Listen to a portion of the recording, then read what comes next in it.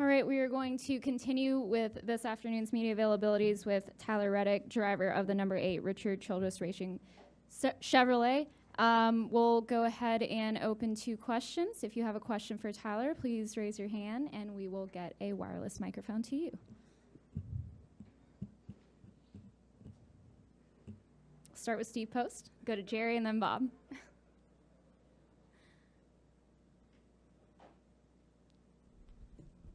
Steve Post, Motor Racing Network. Tyler, when we look at the development, the simulation development of NASCAR, the new car and everything, you guys have ran simulation on this race, I'm assuming, as you do every race. But how important is it when we come back in the fall to have this weekend's data, to have real track data on the cars? How does that all work? Just the taking from one ways to the other, and then how important will it be to get good data this week, knowing that it's a playoff race later on this year? Yeah, I think it's more important than ever before, just because this car is so new. We've really only, in a lot of aspects, been able to gain information through tire tests and just some of the wheel force data that we've been given, so that we can go to the simulator and work on our cars. So seeing how much is it working now? Okay, perfect. Yeah, so seeing how that matches up, and seeing how well we did at bringing cars this time around for this weekend is really important for any of the events that we go back to for a second time, but especially those that we return to in the playoffs. Go to Jerry. Tyler, Jerry Jordan, KickingTheTires.net. Tyler, you've had ups and downs this season, but you're fast. And your thoughts on your season so far, and then next weekend going into the 600. I asked William this question: is there ever a point in that race where you're like, "Oh my God, I want this"? How many more laps do I have? You're just ready for it to be over. Yeah, preparing for that race is really important. I guess more the second question you had there. My memory is not the greatest at times. I've been just forgetting everything all day today. The second part of that question on like rough days, or the way that last year's race kind of played out, where the track didn't really move around a lot and you kind of just get stuck in behind whoever it was. Yeah, like it was last year. That was frustrating. You wanted to just be over with because you're pretty much running 100 laps, hoping for a good pit stop, grid cycle under green. It would pretty much be done after the restart. So I don't think it'll be that when we go back with this car. It's shown that there's going to be a lot of this is going to have to go into getting the car right, mechanically speaking. The balance of the car is going to be really important at the wore out, bumpy Charlotte racetrack. With 600 miles on this car, will that be like another test for the new car? Is that, you look at it like that? Can it endure? It certainly can. It's more of, can the drivers, can the teams endure it? I think the team side certainly, but us as drivers in the car, when it's not driving great, it's really difficult to manage at times, especially if you're on the looser side of things. So if at any point in that race over 600 miles, it's very reasonable that the car's not going to handle the way it should. You're going to have to make adjustments on it. So it's going to be important to survive those rough patches of the race, and hopefully not lose too much track position. Even more importantly, not make a mistake and crash.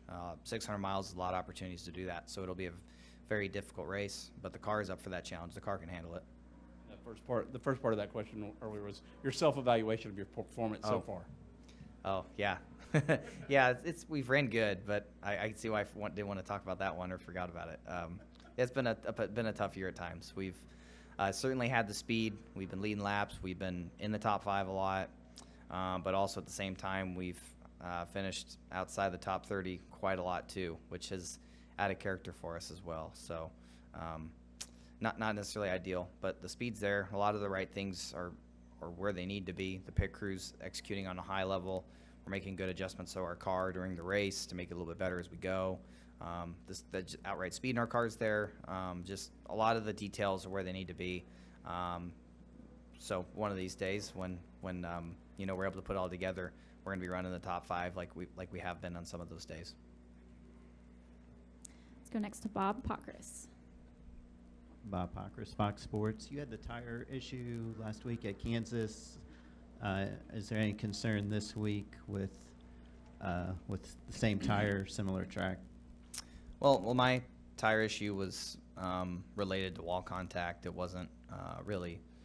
It wasn't in any way related to being too aggressive with setup or air pressure. At a place like Kansas, seeing the issues that we did didn't really surprise me because there's just so many different lane choices that you have, and with the progressive banking that track has, you have a lot of opportunities. 2 or 3 places on the racetrack in each corner, whether it's the first seam, the second seam, or crossing the front straightaway. Going to the flat on the front straightaway, there's a lot of places where you can put a lot of force on that left rear tire, in the beginning of a run on low air when you're really having to be aggressive on restart. So to see that happen, play out that way wasn't, surprising, I guess. But being that, we'd learned a lot about this tire and everyone, we all think, right, that we're safe enough and not going to make those mistakes. While we go out there and practice by ourselves, we're not making those crazy daring moves, right?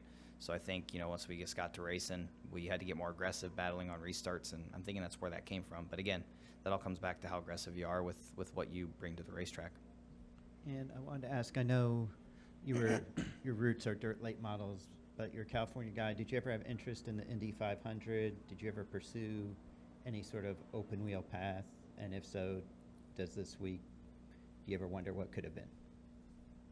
Oh, I don't say wonder what could have been. I wonder what it could still be, right? I'm young. I never really went that path.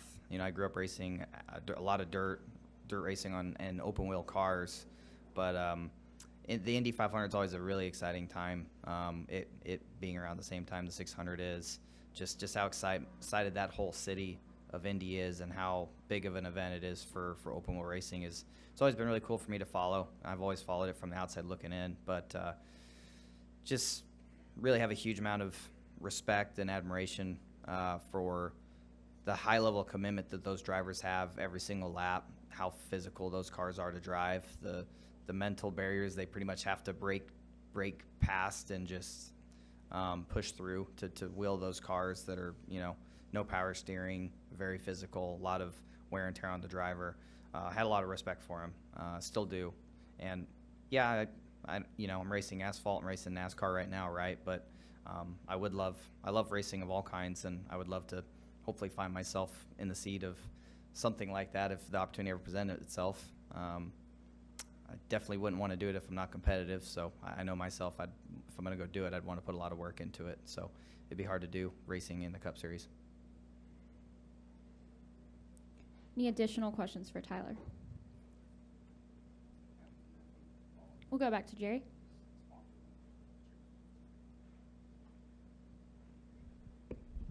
Jerry Jordan, Kicking the Tires.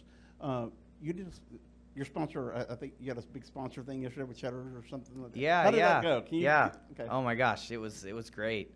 Yeah, we had Cheddar's put together an AllStar meet and greet at the location in Irving, and Tony Dorsett joined us. Well, as really cool as it was for all the staff and the fans that showed up for autographs, it was really cool for me too, because I got to spend a number of hours with just a huge icon of the Cowboys, of football, his career and what he did, be a Heisman winner, in the Hall of Fame, just what he did for the size that he was too. That for me was really cool. He's not too much taller than me, and he was out there going up against the big boys, knocking out yards, getting touchdowns, and winning games. So getting to spend time with him and talk about what he did as a football player and what he's doing now was a lot of fun. But the craziest part to me is his genuine excitement and curiosity about racing, what I do, what my life is a young kid growing up, how I got into it, just asking all these questions. Just has a huge interest in racing. It was really cool to be able to spend that time with him and, kind of connect the two worlds a little bit and just share stories and get to know each other was a lot of fun. Tyler, thank you for joining us, and good luck this weekend. Thank you.